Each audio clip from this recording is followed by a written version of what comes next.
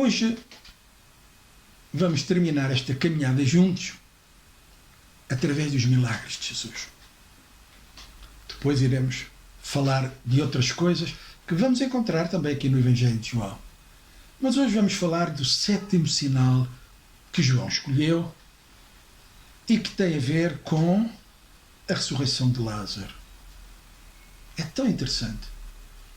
É um capítulo inteiro. Aqui não temos apenas 4, 5 histórias, porque toda a conversa, todo o ensino, ele decorre ao longo de toda esta situação. Claro que depois há sempre outras coisas que acontecem, por causa disto depois vão acontecer outras coisas, há uma festa, há coisas muito importantes, mas não vamos hoje tirar o tempo para ler todo o capítulo, porque este é um capítulo que todos nós cristãos conhecemos, e se alguém não conhece, pode parar agora e voltar depois a ver, e aproveite, vá ler na sua Bíblia, no seu Novo Testamento, no seu telemóvel, no seu tablet, no seu computador, na Bíblia, vá ler Evangelho segundo João e leia todo o capítulo 11. Se você ainda não tem uma Bíblia, também é fácil de arranjar. Hoje, para nós que nos movemos online, há muitas aplicações. Para telemóveis e tablets, então, há milhentas aplicações que têm a Bíblia Sagrada, todas gratuitas, umas com comentários, umas sem comentários, umas só para ler, umas para ouvir. Portanto, escolha aquela que for melhor para si e carregue-a no seu telemóvel, e onde andar, onde estiver, tem um momento livre, um bocadinho, pode parar, pode ler ou pode ouvir. Pode ir até no meio dos transportes públicos ou até no seu carro e está parado nas filas, porque o trânsito, bem, agora não existe, mas vai voltar a haver. E em vez de estar ali apenas a ouvir música, pode ouvir música cristã, ou pode estar a ouvir a palavra de Deus, porque há Bíblias gratuitas em áudio que nos dão este privilégio. Então, se não conhece, pare, vá ler a história e depois volte, está bem? Pronto. Nós não saímos daqui, nós continuamos aqui porque nós conhecemos a história. Não a conhecemos perfeitamente, porque não acredito que haja ninguém que conheça perfeitamente tudo que tem a ver com Deus e com as coisas de Deus, não é? Então, temos a história que é o relato do milagre da ressurreição de Lázaro. João, capítulo 11. Bem, podíamos acabar já aqui e dizer, neste milagre é muito simples. Jesus mostra-se como o Senhor sobre a morte. Ponto final. Não há dúvidas.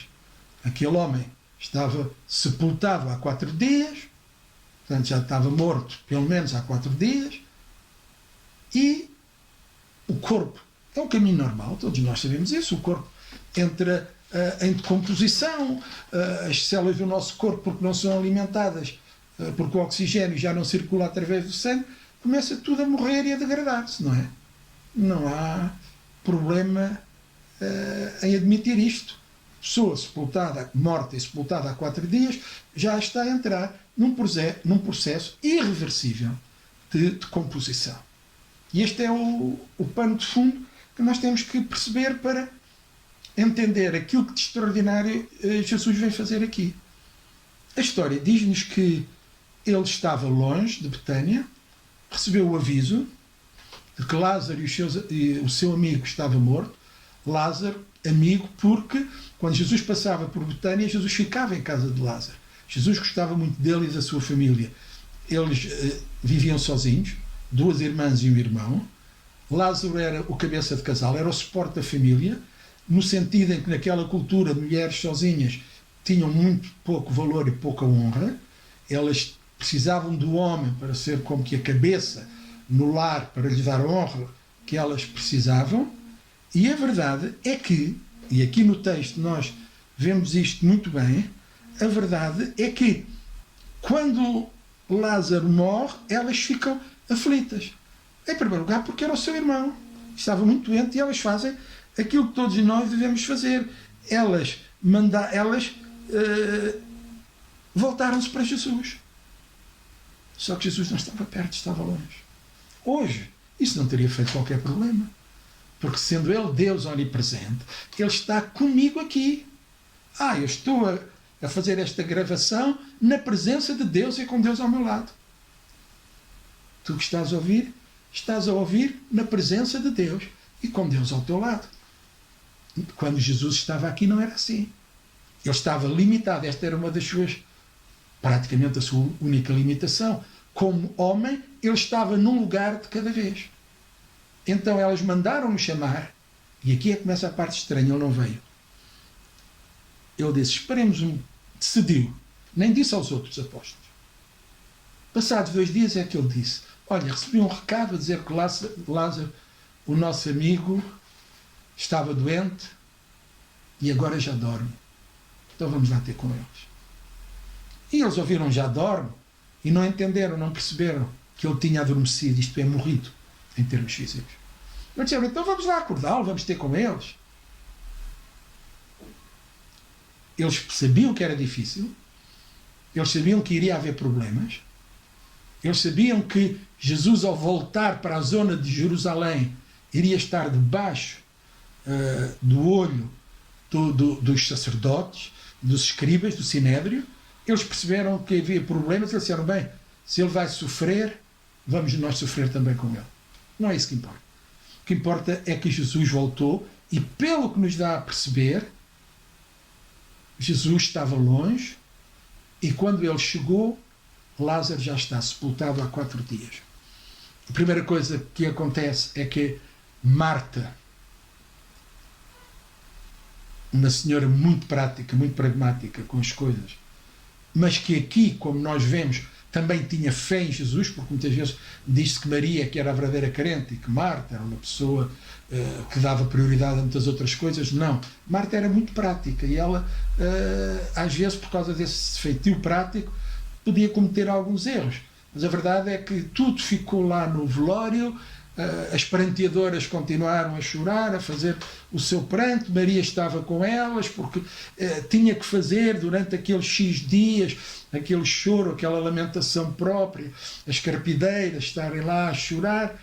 Marta levantou-se e foi ter com Jesus. Encontrou-se com ele ainda fora da aldeia. Disse a Jesus, se tu tivesses cá isto não tinha acontecido, foi uma pena. E Jesus ali colocou-a à prova. Jesus disse-lhe a sua ressurreição e a vida, já falámos disto numa sessão passada.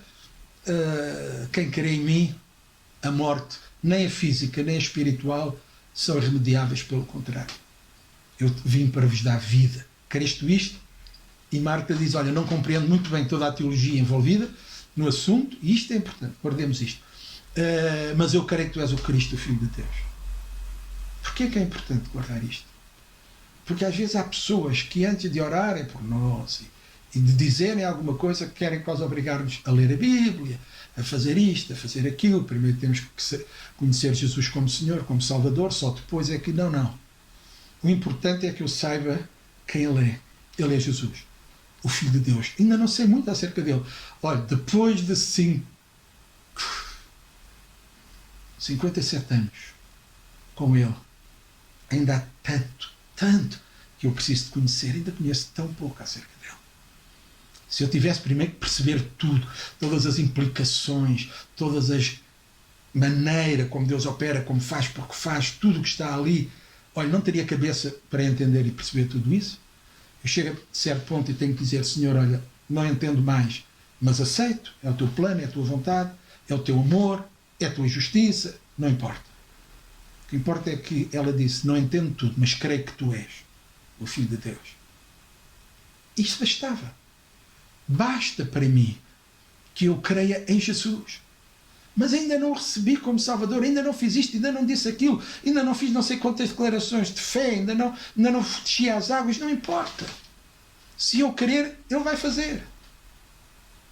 Se eu acreditar, Ele vai operar. Aliás, por causa dele fazer, eu ainda vou querer mais nele, eu vou chegar mais a ele, eu vou saber mais e melhor quem ele é. Estas coisas acontecem normalmente no meio da caminhada. Jesus não tinha que fazer ali uma escola bíblica, um seminário, não tinha que dar ali umas masterclasses acerca de quem ele era ou como era, para que as coisas pudessem acontecer. Ele só perguntou a Marta, tu crês? E ela disse, eu creio em ti. E eles caminham. Quando chegam à casa, Então aí Maria levanta-se do pé das outras pranteadoras, das outras carpideiras, e vai até Jesus precisamente com a mesma conversa. Senhor, se tu estivesse aqui, o nosso irmão não tinha morrido. Mas agora tu estás aqui. E Jesus olhou para aquelas mulheres, olhou para aquela multidão ali à volta, e Jesus queria que eles soubessem que com Ele não há nada inevitável. Que com Ele não há nada que não possa ser mudado. Nem aquilo que para nós parece a coisa mais difícil, travar a morte. E hoje o que nós fazemos, o que os homens fazem em termos de ciência, parece que até já se consegue reverter a morte quando é apenas um princípio, quando um coração para, mas depois com os movimentos certos, com um choque certo, pode voltar a bater, e se o sangue não parou de circular, então a pessoa recupera e não é afetada. Naquela altura eles não sabiam fazer todas estas manobras, não tinham ainda todo este conhecimento. E ainda hoje, ponto final, quando alguém morreu há 4 dias, pode-se fazer alguma coisa? Não. Não há ciência. Hoje investe-se muito em criogenia, na esperança de que um dia se acha cura para algumas doenças, e então esqueça. Mas chega Jesus. E quando chega Jesus, volta a esperança e tudo está bem para acontecer. E nós dizemos que tudo está bem quando acaba bem. E esta história acaba bem. Jesus fica triste, pesaroso. Jesus pensa, apesar de eu ter chegado, a situação não mudou. Eles ainda não perceberam quem eu sou. O problema que os apóstolos tinham quando estavam no barco com Jesus e veio a tempestade, quando Jesus, no meio da tempestade, aparece caminhando por cima da água, que Jesus tem que lhes dizer: porquê é que ainda vocês são tão temerosos? Porquê é que vocês têm tanto medo? Porquê é que vocês não creem? Jesus estava perante uma situação. E agora com 3 amigos íntimos, alguém com quem ele tinha um relacionamento especial, que estavam ali na sua frente a chorar e a dizer: que pena tu não teres estado cá, porque tu podias ter mudado, mas agora é irreversível. O teu atraso provocou isto. Mas que loucura é esta? O que é irreversível para Deus? Porque o médico já me disse, porque a pessoa já me falou, porque o assunto já está num tribunal, porque a situação já evoluiu tanto que agora não há nada a fazer. Ponha essas palavras para trás de si. Rejeite-as liminarmente em nome de Jesus. A última palavra está com ele. Não estou a dizer que hoje Jesus vai ressuscitar todas as pessoas. Ele ressuscitou Lázaro, ressuscitou a filha de Jairo, ressuscitou o filho da viúva de Naim. Não foi dos milagres que Jesus fez mais vezes, porque tudo tem de seguir o curso natural, as leis da natureza. Mas quando Ele quer, Ele pode alterar. E eu tenho que acreditar que Ele é Senhor até sobre a morte. Quem tem hoje a última palavra não é Satanás, que era o Senhor e o dominador do reino dos mortos. Porque ele já não é, por causa de Jesus. E Jesus, vendo aquilo tudo, Jesus chora. Jesus chora não apenas porque, como ser humano, ele partilhava da dor e da tristeza que Marta e Maria sentiam pelo seu irmão, tal como ele sentiu a dor daquela mãe que ia acompanhar o seu filho e quando ressuscitou-lhe o entregou, diz: mulher, está aqui o teu filho. Porque ele pressentia a dor de Jairo e lhe disse: Jairo, crê. E chegou a casa, disse à menina: levanta-te. E entregou a menina também a Jairo. Mas era também a dor da incredulidade que havia nas pessoas. Sabe, Deus fica triste quando depois de tudo o que Ele fez e faz, ainda as pessoas, mesmo alguns seus filhos, andam tão tristes, tão embaixo, como se não tivessem um Deus todo-poderoso, que é o Senhor das suas vidas. Como se fôssemos obrigados a viver debaixo do peso e da força das circunstâncias e não debaixo do poder e da autoridade da palavra de Deus. Qual é a grande frase que Jesus diz ali? Lázaro, sai para fora. Não. A grande frase, a grande pergunta é esta. Ou a grande frase: não te hei dito que se creres, tu verás a glória de Deus? Não precisas de entender a teologia. Não precisas de saber recitar nada. Precisas de crer. E se tu creres, não há limites para aquilo que a tua fé, juntamente com o poder de Deus, pode trazer à tua vida. Quando Jesus lhe chamou a atenção, eu acredito que elas acreditam. Eu creio que elas acreditaram. E assim Jesus voltou-se, mandou tirar a pedra do sepulcro. Ele podia ter feito isso perfeitamente, mas geralmente as coisas que nós fazemos, Deus não faz por nós. Eles rolaram a pedra, estava ali gente suficiente para rolar a pedra. E Jesus fez o que ninguém podia fazer. Jesus chamou, primeiro orou ao Pai, tudo ali o Evangelho explica tudo isso. Depois voltou-se e disse: Lázaro, sai para fora. E Lázaro apareceu à porta do sepulcro e ficou ali em pé. Porquê? Será que Lázaro tinha medo de sair? Não. É que Lázaro estava embalsamado. Do pescoço até aos pés ele estava envolvido em pano e com especiarias. Especiarias já estavam a secar, já estavam a tornar-se numa cola, num selo, numa espécie de um vedante à volta do seu corpo. Ele não podia sair sozinho. Fora só tinha a sua cabeça. Então Jesus teve que dizer: liberta-me, tirem-lhe, cortem aqueles panos. E depois Lázaro saiu e voltou para a sua família e coisas maravilhosas aconteceram. Quando Ele é o Senhor, a única coisa que precisas é de crer nele. E é tão interessante que quem crê vê a glória.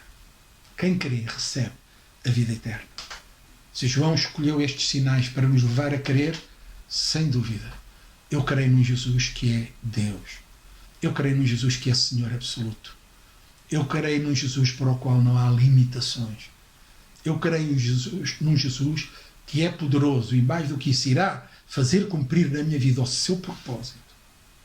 Ainda que Ele tenha que tornar os dias mais longos. Ainda que Ele tenha um dia que me ressuscitar dos mortos.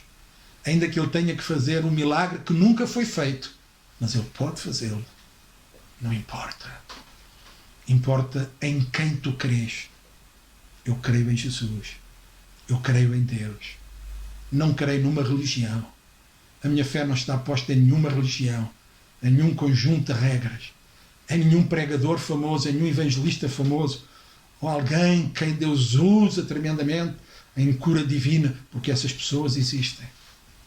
Mas eu creio no Deus que opera através dessas pessoas. E eu creio no Deus que, mesmo não havendo mais ninguém à minha volta, Ele chega-se a mim pessoalmente, toca a minha vida, fala, ordena e o milagre acontece. O meu desejo é que tu creias neste Jesus e Ele seja Senhor da totalidade da tua vida.